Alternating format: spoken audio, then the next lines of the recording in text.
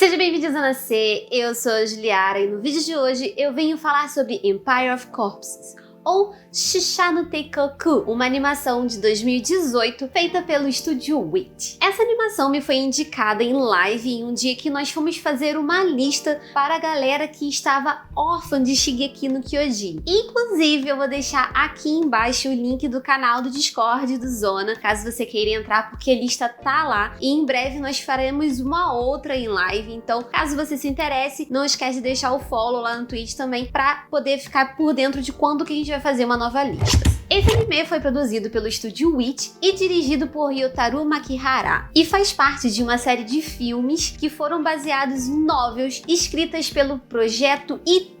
Então, depois de Empire of Corpses, ainda tem Harmony, que foi produzido pelo estúdio 4 Graus, e Genocidal Organ, que foi produzido pelo Manglow. Em Shisha no Teikoku, nós temos uma Inglaterra do século XVIII, onde Victor Frankenstein teria descoberto como trazer as pessoas de volta à vida, como reanimar corpos mortos. Bom, eu acredito que você conheça a história de Frankenstein, até porque ela está inserida em diversas mídias por aí afora, filme, seriado e anime por aí, e ele é um clássico, essa história no caso, é um clássico da literatura de horror mundial. Então aqui é como se o Dr. Victor Frankenstein tivesse feito essa reanimação, tivesse se tornado uma tecnologia, a necrotecnologia. Nesse universo aqui, tudo meio que gira em volta dessa tecnologia, já que eles usaram ela para poder reanimar os homens e trabalhadores braçais, vamos dizer assim, para poder fazer com que eles continuassem trabalhando, continuassem fazendo esse serviço deles, e os transformou essa galera e esses mortos-vivos, na verdade, esses mortos reanimados, na espinha dorsal trabalhista, não só da Inglaterra, como de vários lugares ao redor do mundo. E a gente começa aqui na história já conhecendo o John Watson, um estudante de necroengenharia que está tentando resolver o mistério de como fazer com que a alma volte para um corpo reanimado. E isso tudo é baseado na crença de que quando o corpo morre, ele perde cerca de 21 gramas, e que esse 21 gramas que o corpo perde é justamente o peso da alma da pessoa que está deixando o corpo. Então existe essa crença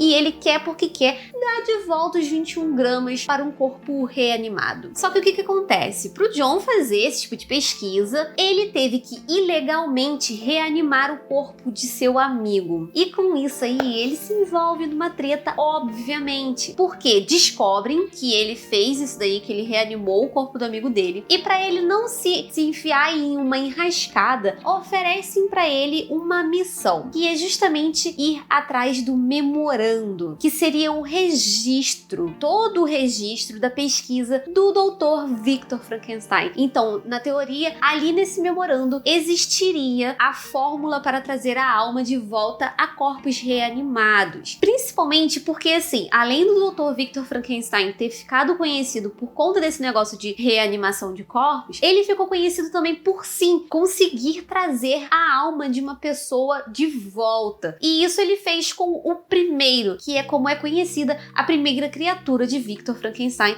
aqui nesse universo. Então, com isso, o Watson acaba indo junto com seu amigo reanimado, o Friday, que na verdade foi meio que treinado como se fosse talvez um pet, e eles dois vão atrás do tal memorando. Só que, na trajetória deles, acabam descobrindo que esse memorando está sendo caçado por muito mais gente do que eles esperavam. Agora vamos lá, já dei mais ou menos o que se trata isso daqui, o que seria tipo uma sinopse, mas vamos lá de fato falar a respeito dessa animação aqui, o que eu achei e tudo mais. Primeiro de tudo, essa animação é muito envolvente. Eu digo pelo menos por mim, porque assim que a gente começa a assistir, que tem o Watson falando o que ele é, o que ele faz pra viver, o jeito que foi trazido aquilo ali, já me deixou interessada na história de uma maneira geral, sabe? Que o Watson logo de início fala que ele é um estudante, ele é um necroengenheiro e tudo mais, que ele tá buscando reanimar pessoas, então ele dá uma breve introdução do que ele faz, e só daquilo ali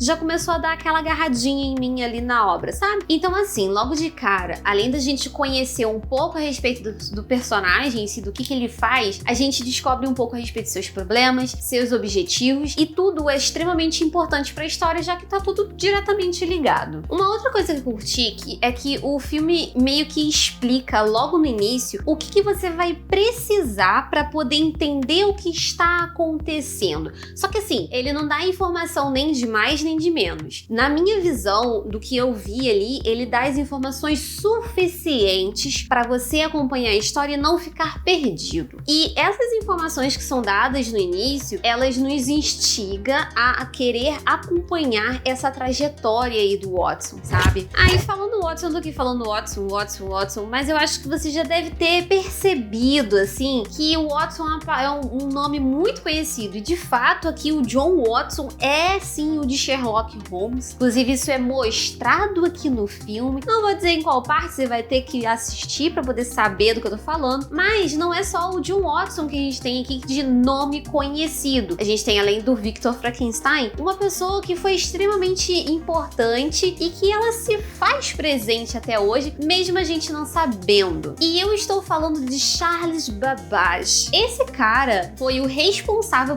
por criar a máquina que seria predecessora dos computadores. Então ele, não sei bem se ele fica ali brigando no título de pai da computação ali, se ele é o cara que idealizou, enfim. A gente sabe que a máquina que o Charles Babbage criou foi a predecessora dos computadores e é a máquina dele que tá aqui no filme. Essa máquina do Charles Babbage, inclusive meio que o nome da máquina é Charles Babbage, ela é extremamente importante para a história. Então assim, além de termos uma Inglaterra ambientada no século XVIII, nós temos personagens que são relativamente conhecidos e que, se você conhecer esses personagens, pode trazer algumas coisas, alguns conhecimentos que deixam algumas partes da história mais interessantes ainda. Agora, voltando do parênteses que eu abri, né, falar aí das personalidades da animação, eu falei aqui que o Watson tem que ir numa missão atrás do memorando. Então, como você já imagina, temos sim tiro, porrada e bomba.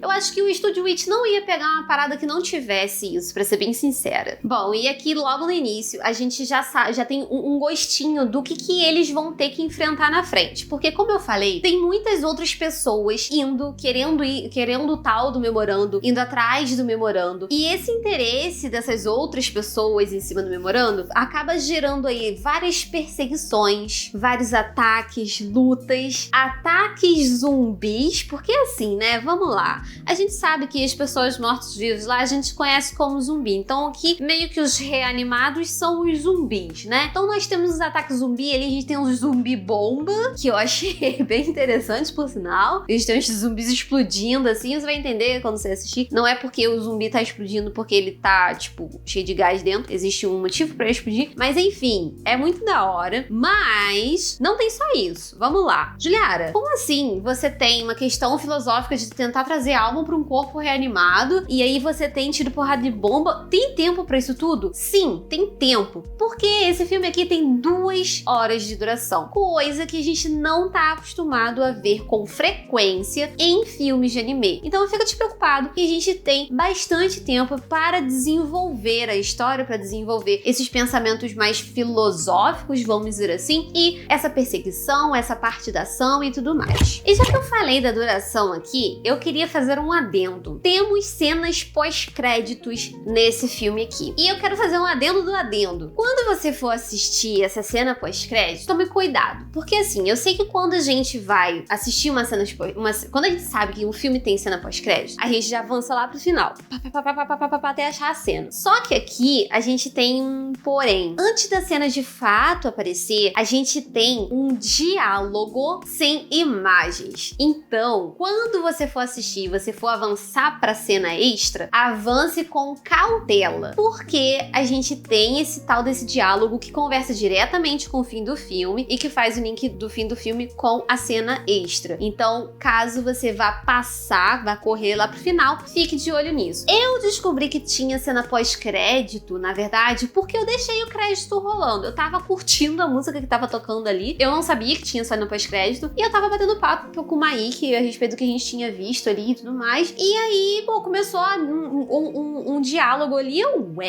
Tem um pós-crédito nessa bodega? Então, foi assim meio que eu descobri. Então, eu já aviso aqui de antemão pra você não cair nessa de perder a cena, porque é uma cena extremamente importante pra história. Bom, eu já falei bastante sobre histórias, como que eu gostei e tudo mais. E agora vamos falar a respeito da animação. Porque, assim, temos o Estúdio Witch por trás da parada. Então, assim, a gente sabe que o Estúdio Witch não brinca em serviço e a animação aqui está, sim, lindíssima. A gente tem uma fotografia, vamos dizer assim, muito interessante. A gente tem as cores interessantes aqui na animação, que realça certas coisas nas paisagens e tudo mais. E a animação das lutas, novamente, é extremamente bem feita. Eu tenho que confessar que eu gosto muito das animações das lutas do Estúdio Witch. A gente sabe que eles fazem trabalhos muito bons. Inclusive, aquele Bubble que eu fiz o review há pouco tempo aqui no canal é do Estúdio Witch. A gente sabe que a gente tem umas cenas e umas sequências muito bem feitas ali. E já em 2018, com Empire of Corpses, a gente já tinha essa qualidade na animação. E assim, eu tenho que falar que a parte final da animação é um show à par. Assim, obviamente que eu não vou falar o que acontece no final, obviamente, que senão eu posso estragar a história, mas a animação do final ali é lindíssima. Nós temos cores super vibrantes, é muito bonito visualmente, porém, tenho que falar uma coisa. Caso você tenha sensibilidade, né, à luz, assim, vá com cuidado, diminui um pouco o brilho do monitor, um pouco o brilho da TV, porque é muito claro, a parte final é muito clara, acontecem umas paradas muito claras ali e pode deixar o seu olho meio cansado, meio irritado. Eu senti um leve desconforto por conta de ser tudo muito claro.